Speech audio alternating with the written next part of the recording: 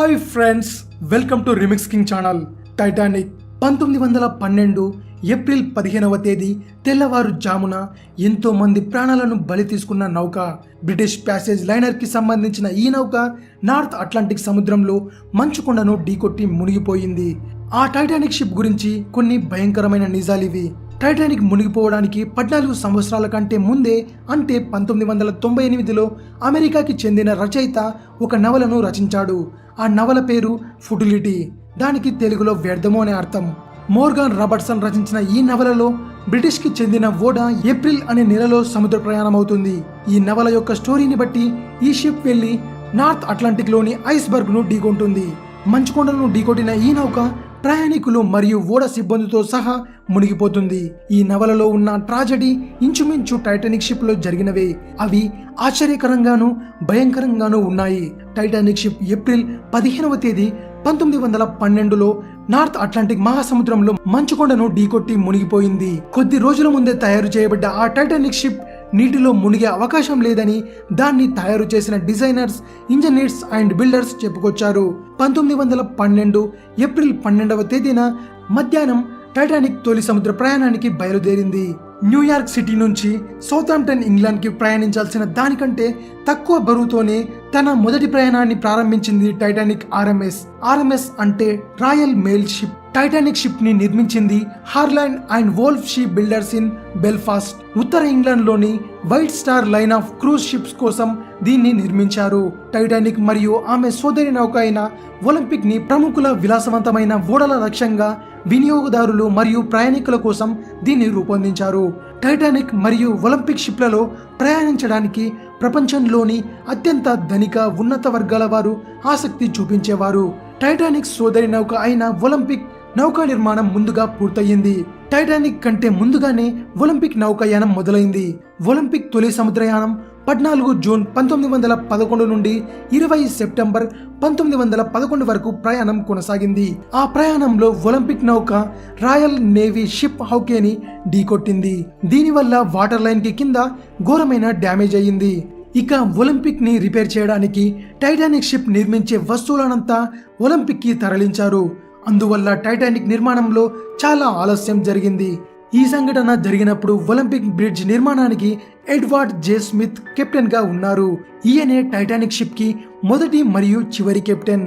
Titanic ప్రమాదంలో ఆయన తన ప్రాణాలను కోల్పోయారు. ఇలా ఆయన పేరు టైటానిక్ చరిత్రలో నిలిచిపోయింది.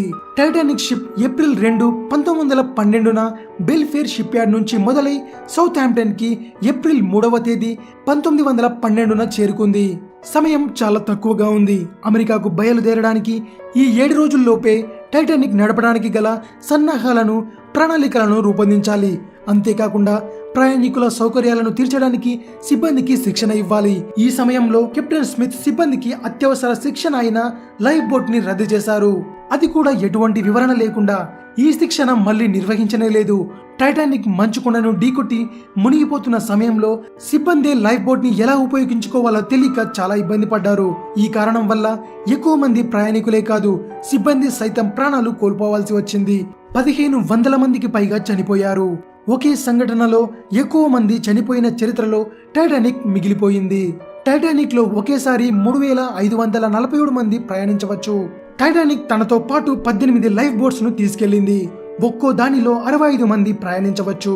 ఇది షిప్ లో ఉన్న అందరికీ సరిపోదు. టైటానిక్ లో ఉన్న సంఖ్య కంటే సగం మందికి కూడా ఈ బోట్లు సరిపోవు. ఇది కేవలం 1178 మందిని మాత్రమే కాపాడగలదు. అంటే దాదాపు షిప్ లో ఉన్న సగం మందిని మాత్రమే కాపాడగలదు.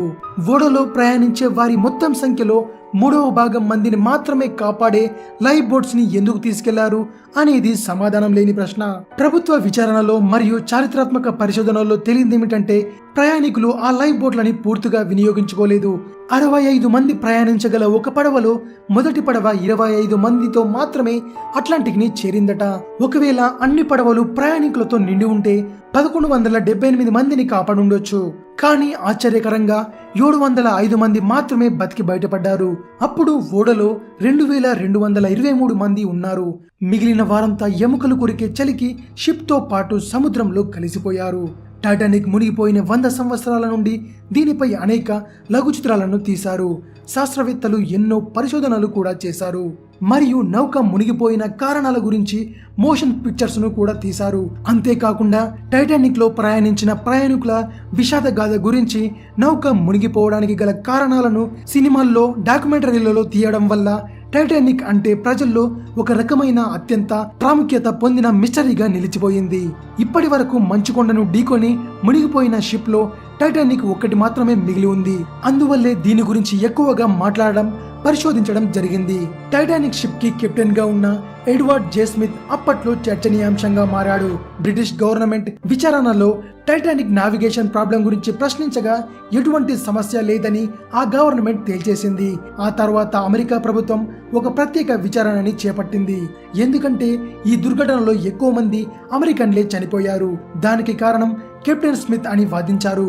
షిప్ మంచుకొండని ఢీకొట్టే అవకాశం ఉందని తెలిసి కూడా నిర్లక్ష్యపు ధోరణి చూపించాడని, తన ప్రవర్తన వల్లే వేల మంది ప్రాణాలను కోల్పోవాల్సి వచ్చిందని తీర్పునిచ్చారు. టైటానిక్ ఏప్రిల్ 15, 1912 తెల్లవారుజామున తనతో పాటు తప్పిపోయిన ప్రయాణికులను కలుపుకొని అట్లాంటిక్ మహాసముద్రంలో మునిగిపోయింది.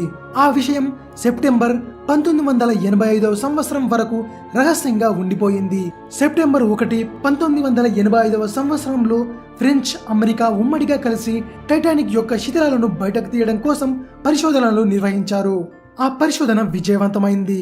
అప్పుడే టైటానిక్ మునిగిపోవడానికి గల ఎన్నో విషయాలు తెలిసాయి. టైటానిక్ లో 2223 మంది ప్రయాణిస్తున్నారు. అందులో 1347 మంది మగవారు, మిగిలిన 876 మంది ఆడవాళ్లు మరియు పిల్లలు. ఏదైనా ప్రమాదం జరిగినప్పుడు ముందు ఆడవారిని, పిల్లలను కాపాడాలని పెద్దలు చెబుతుంటారు. అదే సంస్కారాన్ని టైటానిక్ లో మునిగిపోయిన వాళ్ళు పాటించారు. టైటానిక్ షిప్ మునిగిపోతున్నప్పుడు అందులో ప్రయాణికులను కాపాడడానికి 17 లైఫ్ బోట్లను ఉపయోగించారు. అందువల్ల 705 మంది రక్షించబడ్డారు. వారిలో 18 మంది పురుషులు ఉన్నారు. మిగిలిన వారంతా మహిళలు, పిల్లలే. ఆ 18 మంది పురుషులు కూడా లైఫ్ బోట్ ని నడుపుతున్నవారు. టైటానిక్ షిప్ ని ప్రధానంగా ఫస్ట్ క్లాస్ ప్రయాణికులు, అంటే ఉన్నత కుటుంబాలు, ధనవంతుల కుటుంబాలను లక్ష్యంగా చేసుకుని నిర్మించారు. ఈ ఫస్ట్ క్లాస్ స్టేట్ రూమ్ లో 2 బెడ్రూమ్లు, 2 డ్రెస్సింగ్ రూమ్లు, ఒక ప్రైవేట్ బాత్రూమ్, ఒక హాల్, ప్రైవేట్ డెక్ ఉంటుంది. ఇవన్నీ కావాలంటే $4,200 చెల్లించాలి. అది అప్పట్లో. United states federal reserve calculation ప్రకారం ఇప్పటి కాలానికి లెక్కేస్తే $1,02,000 అన్నమాట. అంటే దాదాపు మన ఇండియన్ కరెన్సీలో 66 లక్షలకు పైగా అవుతుంది. దురదృష్టవశాత్తు టైటానిక్ షిప్ లో 3వ తరగతి ప్రయాణికులే సగానికి పైగా మంది ఉన్నారు. వీరిని స్టీరేజ్ ప్రయాణికులు అనేవారు. 3వ తరగతి టికెట్ ధర సుమారు $36. అంటే ఇప్పటి కరెన్సీకి $875. ఇది చాలా ఎక్కువ మొత్తమే. ఈ ప్రయాణికుల్లో ఎక్కువ మంది అమెరికా దేశానికి వలస వెళుతున్న వారే. వీళ్ళంతా అమెరికాలో ఒక కొత్త జీవితాన్ని ప్రారంభించడానికి వెళుతున్నారు. కానీ ఈ ఘటన వల్ల వాళ్ళ జీవితం అర్ధాంతరంగా ముగిసిపోయింది. టైటానిక్ షిప్ ని నిర్మించడానికి అయిన ఖర్చు 1912 సంవత్సరంలో $7.5 మిలియన్. ఇప్పటి కరెన్సీతో పోల్చుకుంటే అది దాదాపు $170 మిలియన్ అని నిపుణులు చెబుతున్నారు. 1997 సంవత్సరంలో టైటానిక్ ని నిర్మించడానికి $200 మిలియన్ ఖర్చయింది. అంటే ఇవాళ కరెన్సీని బట్టి $300 మిలియన్ అయ్యేది. టైటానిక్ షిప్ కంటే టైటానిక్ సినిమా నిర్మించడానికే ఎక్కువ ఖర్చయిందన్నమాట. అయితే ఈ మూవీ బాక్సాఫీస్ దగ్గర $1.5 బిలియన్ కలెక్ట్ చేసింది. అప్పట్లో టైటానిక్ మూవీ సంచలన రికార్డులు సృష్టించింది. ఇవి టైటానిక్ షిప్ కి సంబంధించిన రహస్య విషయాలు. ఇది విషయం. మరిన్ని ఇంట్రెస్టింగ్ వీడియోస్ కోసం రిమిక్స్ కింగ్ ఛానల్ ని సబ్స్క్రైబ్ చేయండి. Thanks for watching. బాయ్.